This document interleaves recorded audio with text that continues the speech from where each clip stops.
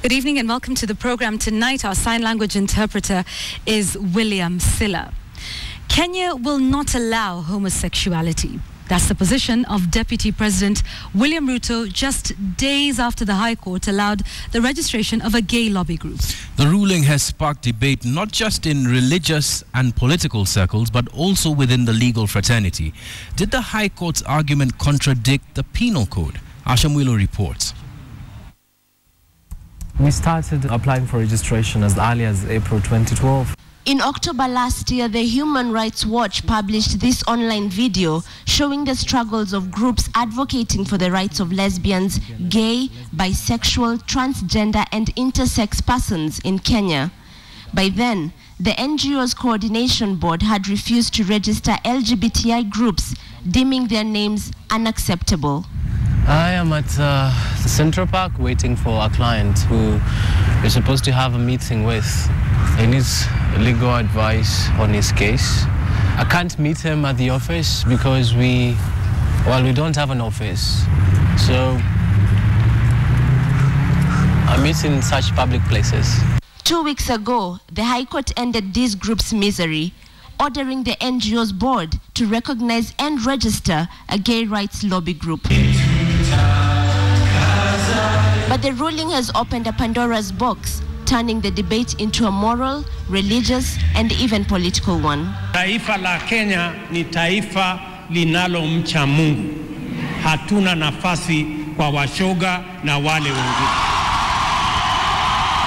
Can the minority then claim to have a... But human rights lawyer Maurice Mbondenyi thinks the biggest question this ruling has left is a legal one.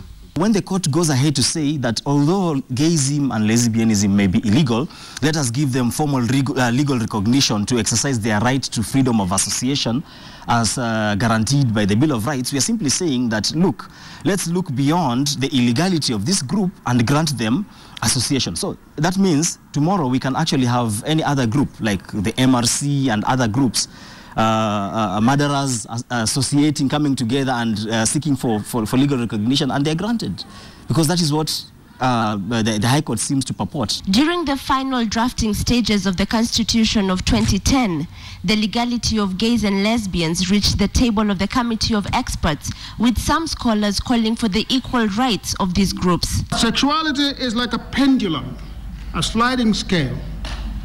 Even if you define yourself as a heterosexual, you probably have a little gay in you. The Committee of Experts that is headed by Mr. Nzamba Kitonga, that is drafting the new constitution, should listen to the inner voice of humanism. But the Committee of Experts resorted not to legalize homosexuality. Instead, it ensured that a strong Bill of Rights would protect the fundamental freedoms of all Kenyans. In its ruling, the High Court's three-judge bench relied heavily on the Bill of Rights. Right from the preamble of the Constitution, where we say we acknowledge, the supremacy of the Almighty God, then we also need to come and ask ourselves whether the entire Constitution is inspired by that acknowledgement of the Almighty God. Then we need to ask ourselves, what is our value system as a nation? Is gayism and lesbianism part of our value system? Almost 5 years ago, Kenyans hoisted a large flag inside Uhuru Park to signify the promulgation of the Constitution of Kenya of 2010.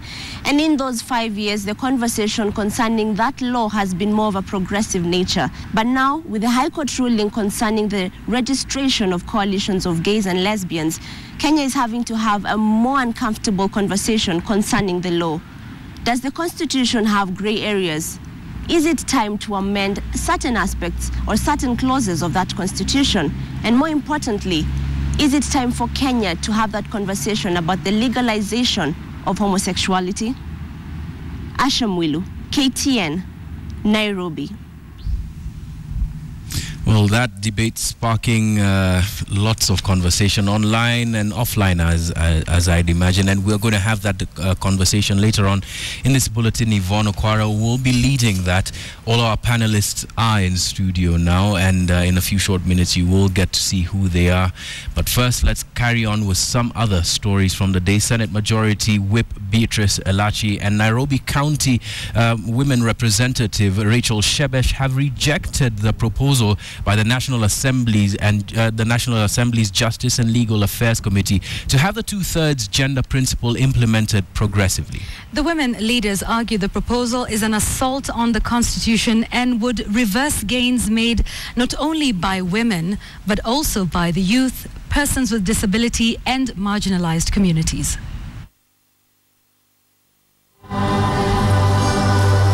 While attending a church service at St. Joseph Biwaka Catholic Church in Kangemi, the never-ending debate on gender equity was alive in the minds of Rachel Shebesh and Beatrice Elachi. Just this week, the National Assembly's Justice and Legal Affairs Committee proposed to drop efforts geared towards ensuring 2/3 gender rule becomes legally operational before the 5-year constitutional deadline that ends on August 27th. Article 81B of the Constitution states that not more than 2/3 of the members of elective public bodies shall be of the same gender.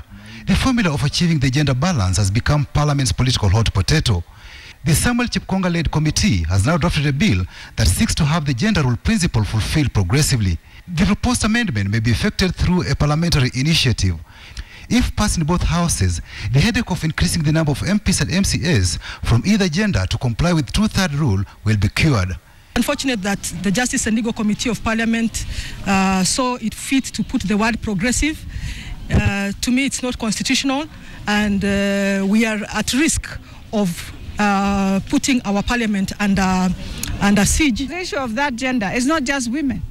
Don't forget you have your slots for youth.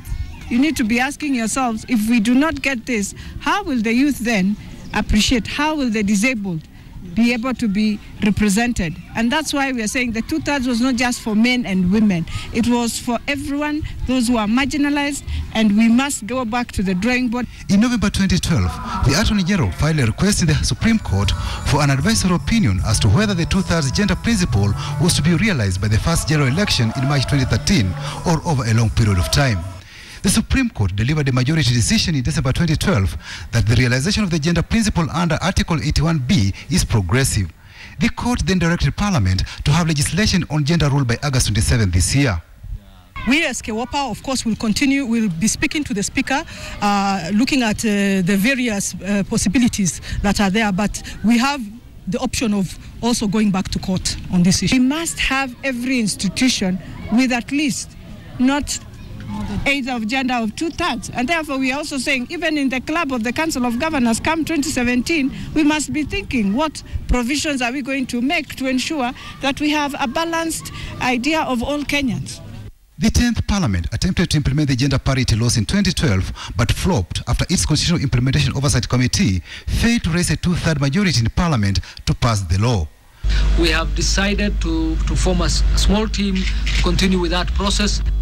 3 ways. One, to get the executive and parliament to very seriously work on getting those numbers through the 2 principals and the cabinet and the political party leaders. We have made more progress, but unfortunately we have not achieved consensus levels required to be able to push this bill through the House. Some gains of the gender rule saw new seats reserved for women in the National Assembly from each of the 47 counties.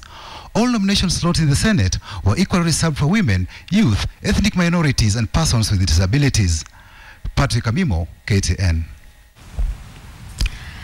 U.S. Secretary of State John Kerry has arrived in Kenya, beginning his much-anticipated state visit. At the center of his visit are talks on security, cooperation with the Kenyan government. Sharon Mumanyi reports.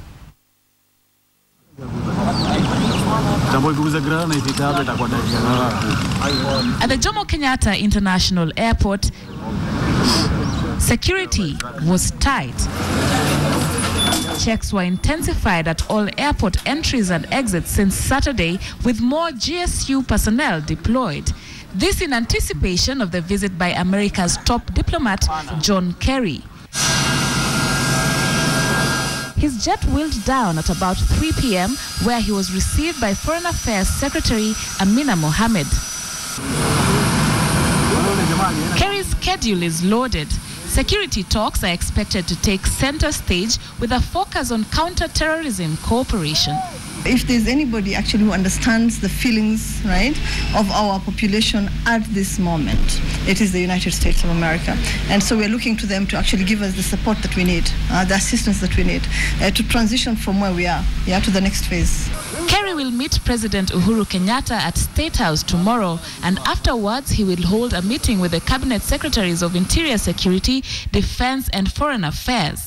The visit with the President will obviously set the tone for everything else that happens in the country during this visit. The visit with the CSS is going to be about, now the technical issues. What do we need? What have we done so far?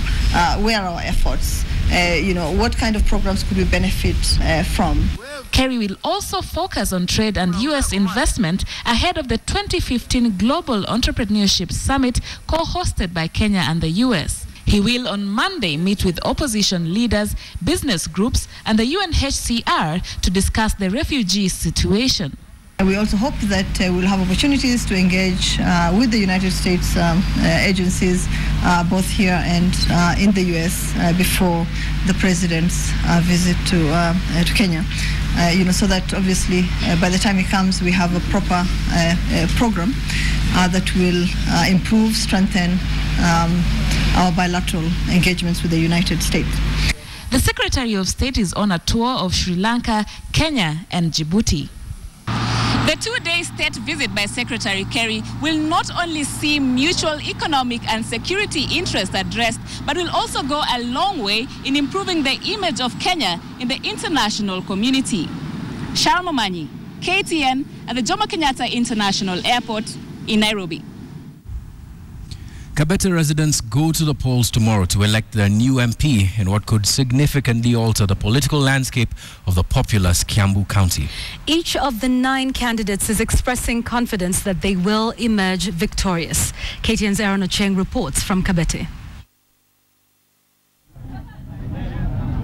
It is all systems go here in Kabete constituency ahead of tomorrow's by-election.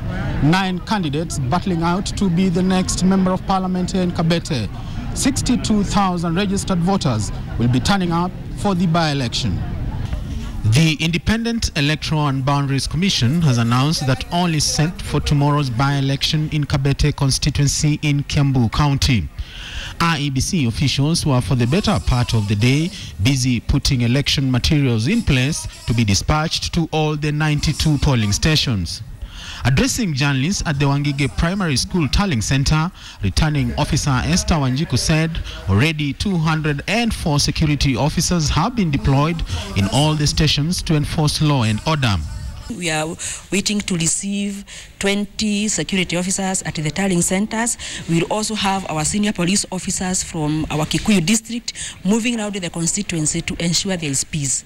Although the by-election was expected to draw some heat following the entry of former Embakasi Member of Parliament Ferdinand Waititu to the race, the campaigns have been pretty low-key affair. All the 9 candidates resorted to door-to-door campaigns as opposed to public rallies. Ifikia kesho masaa ya saa 12 tunaanzia kuvote election yetu. Tujue ni nani na nani tutasaidiana awe mwenyeji wa Kabete. Na tumejiandaa kabisa kwa uchaguzi hapa kabisa, hata mimi nina kadi hapa na nina ID yangu ya kipandi. Kama vile kampeni imefanywa wakati huu, tumeona Waititu dia kombere. Yenye hata kabla azjada huko kwa uchaguzi.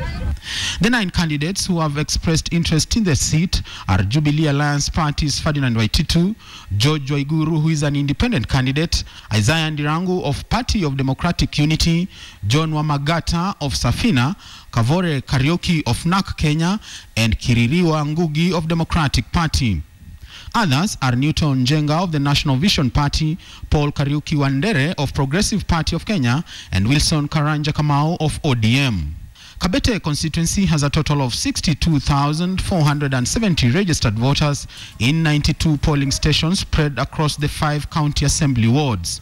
The seat fell vacant after the killing of George Mushai in February. Irene Ocheng, KTN. Visitors have begun to arrive in Kerry County ahead of the much-anticipated beatification ceremony of Italian Catholic nun Sister Irene Stefani Nyatha. The first batch of guests arrived from Michigan, USA. Hundreds of thousands of other pilgrims are expected soon, and as Carol Nderi reports, the real test for the county government will be to cater for the 300,000 guests in terms of accommodation and security.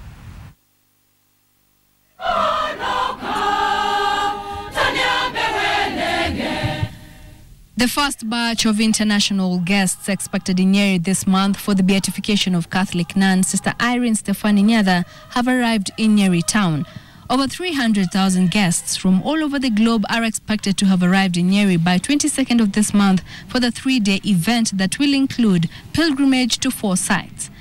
The Gikondi Catholic Church, where Sister Stefani lived and worked, the Mathare Catholic Church, where her remains are currently stored, Our Lady of Consolata Catholic Cathedral, where her remains will be buried at this sarcophagus made of bulletproof glass and aluminium, and at the Dedan Kimathi University, where the main dais will be erected.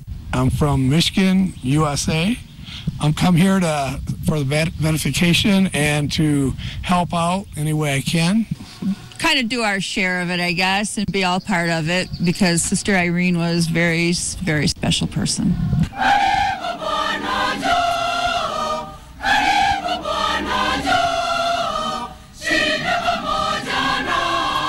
600 choir members drawn from all the 49 dioceses under the Archdiocese of Kerry have been practicing songs in a variety of languages in preparation to accommodate the foreign pilgrims. According to Father Peter Gedenji, who is part of the preparatory committee, the Consolata Mission has booked all Catholic institutions. We are happy and we are welcoming everybody. Let's join hearts together. We have very few days to prepare this for international activities. However, the logistical nightmare of accommodating 300,000 guests is still one that is giving the organizers a difficult time. Appeals for homestays have been made, where locals have been requested to host the guests in their own homes once the county government approves the homes are fit to host the pilgrims.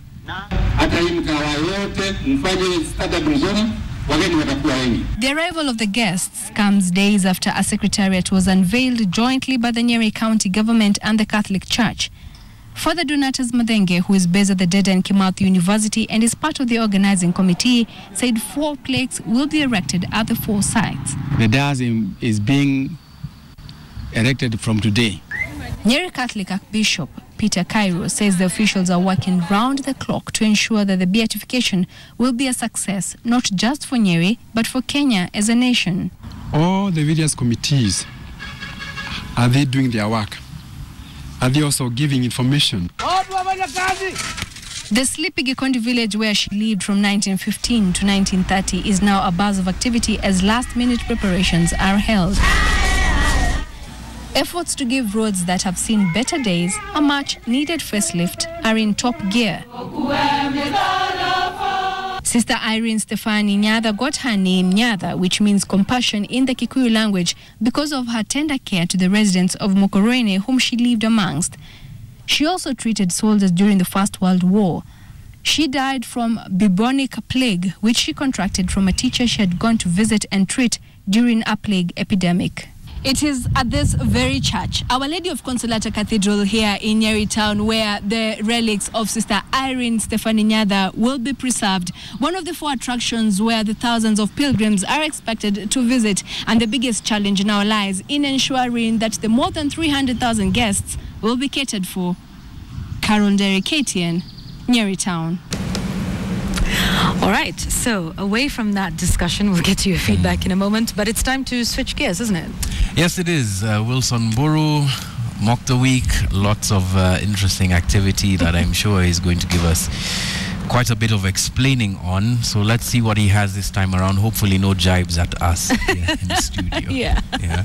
Here's this edition of Mock the Week.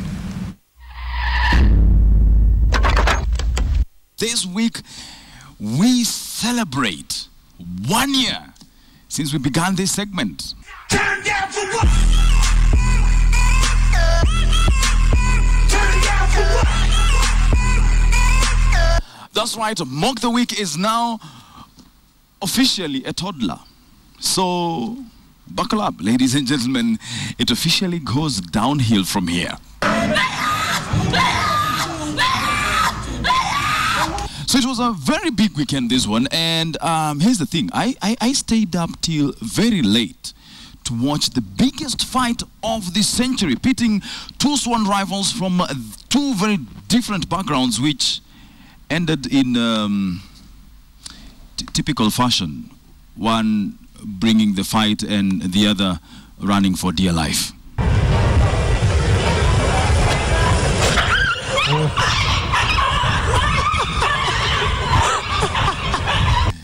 Yeah, I was up all night watching cat videos.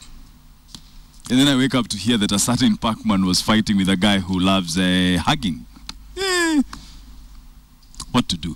Anywho, President Uhuru Kenyatta decided that after almost being flown over a war zone in an oops moment, it was probably a good idea to go hide in a bush and get some fresh air while getting work done, or not. Over and above that, though, we were all glad that this issue of the president being flown to halfway to a place that we did not know was done, dusted, done away with. Quisha, capiche, finito, done. There was nothing else to say about this issue. The Ministry of Foreign Affairs has remained categorical that the presidential jet was made to turn back after security concerns were raised over the airspace in Yemen. This military activity led Yemen to closing its airspace since, get this, March 27th. It's been a whole month. You want to tell me that the president's security team did not know this? May I remind you that this Foreign Affairs Ministry is the ministry led by one Ambassador Amina Mohammed, who went on CNN to say that the government should have been given kudos for doing a wonderful job in Garissa. The response was adequate. The Garissa attack was handled perfectly. And the president could not fly over a war zone that had been closed for over a month. Madam Ambassador, you are slowly and steadily becoming another Olelenku.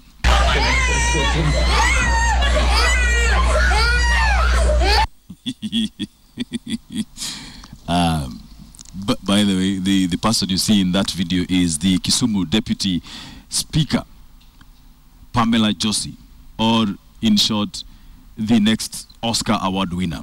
It turns out that if you don't carry your badizos to work, people just stop fearing you.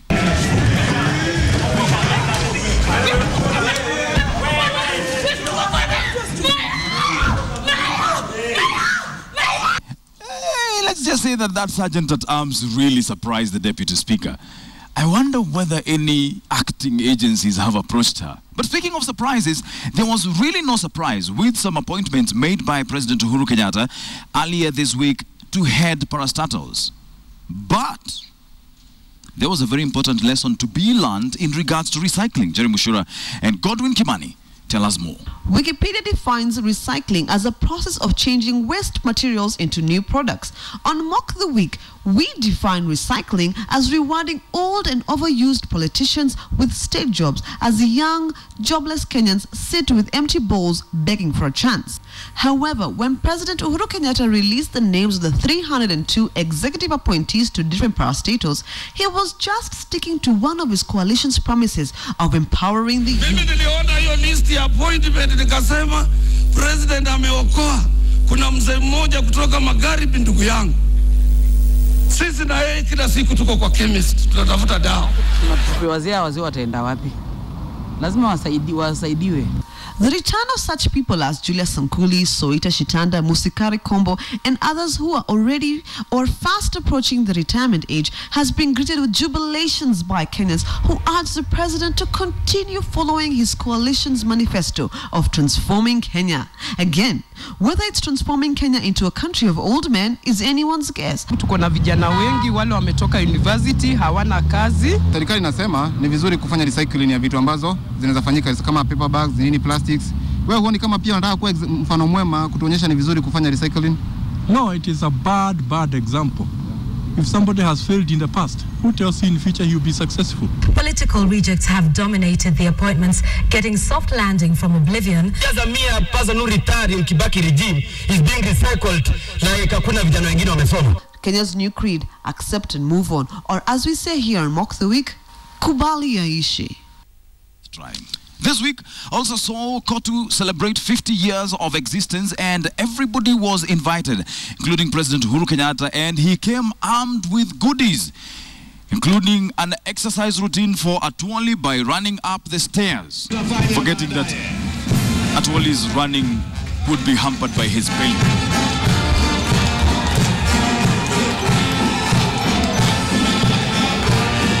Mr. President, surely.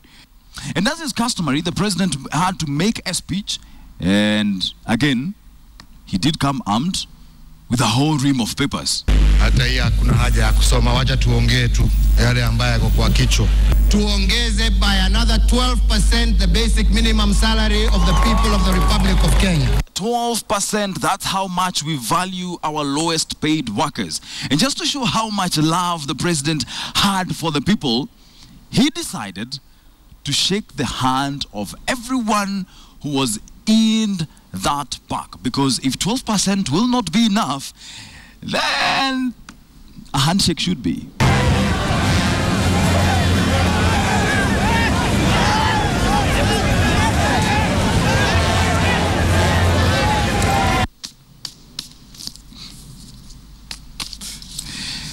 That's all we had prepared for you on this episode of Mock the Week tonight. Stay safe.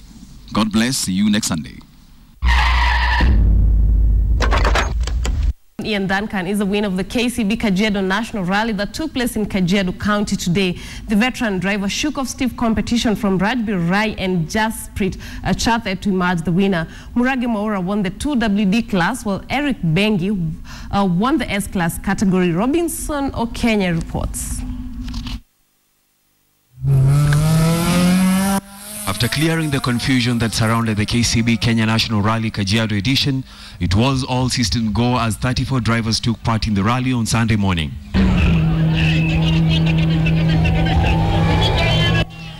Veteran rally driver and fan favorite Ian Duncan, driving a Mitsubishi Evolution 10, emerged the race winner after 6 rounds of more than 250 kilometers, clocking 1 hour, 2 minutes and 26 seconds. Duncan propelled to the top spot after Barrage Bunch, who was leading for most part of the day, pulled out midway after his car hit a tree, forcing him out due to safety regulations. Rajbir Rai's theatrics could not go unnoticed as he sent the crowd into a frenzy with his Ford Fiesta. Rai closed in on the second position, 33 seconds behind Ian Duncan in a time of 1 hour, 2 minutes and 59 seconds. 2015 Safari Rally winner Jasprit Chathe was not left out either, as he finished in the third position in 1 hour, 3 minutes and 40 seconds. Fans who turned out in their numbers had memorable moments. Well, the participation looks good. So far no incidents, no accidents, and so far so good. The competition has decreased a bit because the main drivers are not there, and there's a gap of competition. The gap is too low. Jas Mangat finished in 4th position, 4 minutes ahead of Izar Mirza, who closed in on the 5th position. Eric Bengi won the 2WD class category, while Murage Waigwa won the S-class category. Despite a number of drivers pulling out of today's race, those in contention for the top prize put in a display that was an entertainment to the fans. Robinson Okenya, KTN Sports. All right, let's take a look at your feedback on our discussion tonight. At El Oyengo says, I do not and will never like gays, but the legal truth is that gay rights are human rights. We have Peter Gasheru saying if gays can form a chama, then there is nothing wrong with Land Grabbers Association. Finally, Vera Sidika says, homosexuality is not godly, should not be legalized anywhere. Wathaya Sirikwa says the myth of a pre-colonial sexual innocence used to endorse anti-gay legislation and stir up homophobia and persecution in Africa is what is taking place.